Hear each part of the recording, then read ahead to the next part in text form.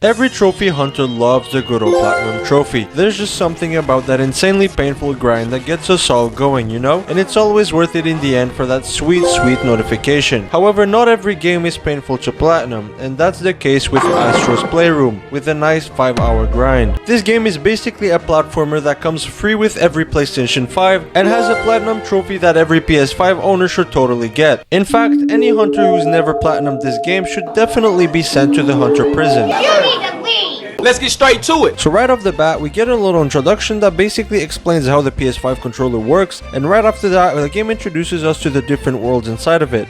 I decided to start by entering the PlayStation lab, and you're probably wondering why, and so am I. Then I wondered about it a little before I entered the gacha game or whatever, where I unlocked my first trophy for getting my first gacha prize. And then since I have a gambling addiction, I kept on going and it was worth it in the end because I got another trophy for getting my first puzzle piece. And then I was bored, so I wanted to leave the lab, and on my way out I punched the Sony logo to show my frustration for waiting so long to get a PS5 when it released, and got a trophy for that also. Then I entered my first world, which happened to be a jungle, and upon entering I was greeted by a bunch of angry peasants, so I punched them quickly too for a new trophy. Then I was walking around until I found a secret entrance, and inside it was hidden an artifact that I collected for a trophy. Right afterwards I was given a crossbow and wondered why, but quickly found out it was to fight what seemed to be like my first boss fight of the game. So I quickly killed some green slimes on the way there to get a trophy, and after exploding the boss's head, we completed the jungle world and got the trophy that comes with it.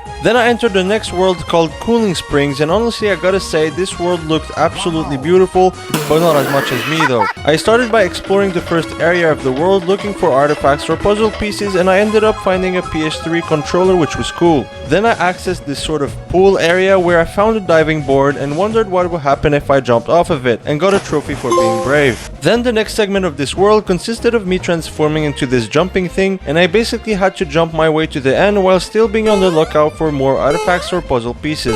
Then after finishing that part, we enter an icy planet, and once we clear it, we're back to being the jumping thing one more time before we get to the ending of the world. And finally, once arrived there, we unlock a PlayStation 3 as well as a trophy for clearing Cooling Springs. Then I entered the next world called Memory Meadow, and like every world, it starts with a little area where you can just scout for artifacts and puzzle pieces, but I ended up getting hit by a piece of trash and got a trophy for some reason. And once you go deeper in, you'll end up in the next part of this world, which is in the clouds, just like me after unlocking any platinum trophy. And you also get to become a ball, which was kinda annoying since that thing was a bit challenging to control, but I got through it while managing to get all the puzzle pieces of this world and entered the next phase, which consisted of some not so difficult parkour stuff where you have to avoid traps. And once we're done, we are sent back to become a ball again, which was always a dream of mine as a kid. What?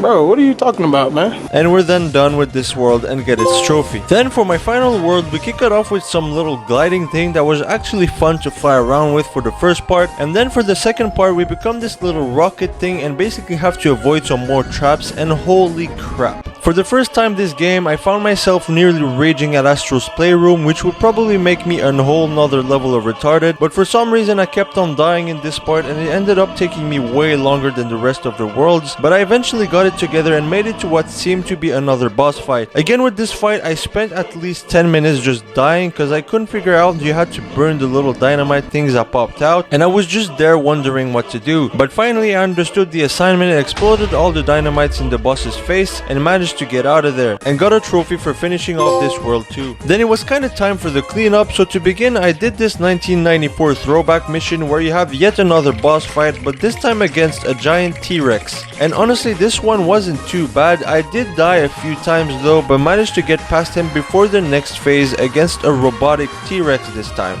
And man, like it wasn't too bad, but he just had some weird attacks I just could not dodge. But once I got it, I finally managed to beat him, just to realize I didn't even have to do this mission to get the platinum. So there goes about 20 minutes of my life I could have spent doing actually something fun, and not fighting some giant robot dinosaur on a video game. But then I came back to the CPU plaza to make about 20 bots follow me around just to send them all flying right away for more trophies, and now I had to 100% every world, so I went back to the jungle to collect all the puzzle pieces and all the artifacts I had forgotten because I needed them all for those specific trophies. Then I went back to Cooling Springs where I did the same exact thing and realized I actually had missed so many there too, and again I got those 2 trophies and also got an extra trophy for juggling a ball 5 times while being on the jumping thing with absolute ease.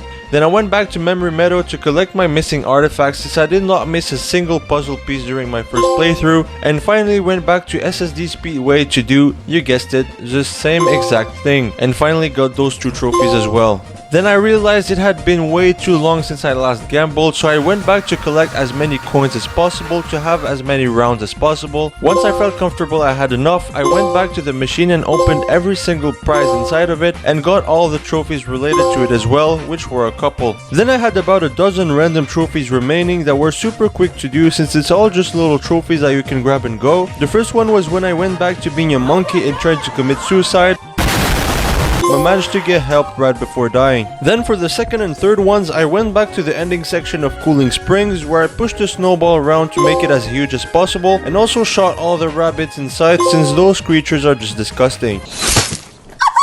Then I got a trophy for playing some bowling while being a ball, and right after I did a spin attack while shooting the minigun and got a trophy since those are perfectly legal actions. Then since I'm a coward and I'm scared of water, I hid from the rain and got a trophy for such cowardice, but right after I swam in a water fountain and got a trophy for facing my fear. Ironic. And then finally I jumped 3 times while spinning on ice for a new trophy, and now all the trophies I had left were in the PlayStation Lab, so I started by turning the PS2 on for a trophy, and then I turned on the VR headset and stared into it and found it quite lovely, unlike my soul these last couple of days. Then right away I went and passed through a little door which happened to be a trophy, I don't know why, and then I went and opened the disc or whatever, and right after I reached the highest point in the lab to enjoy a beautiful view. And finally I went and picked up a trophy symbolizing my last trophy, and right after that the platinum trophy showed up. So that's it for the Astro's Playroom Platinum Trophy. Incredible game considering it's free, but then the only way to get it is to get a PS5, making it not so free anymore, but still very fun nonetheless. And thinking about it now, I probably should have started the channel with this game, but oh well. Couldn't care less.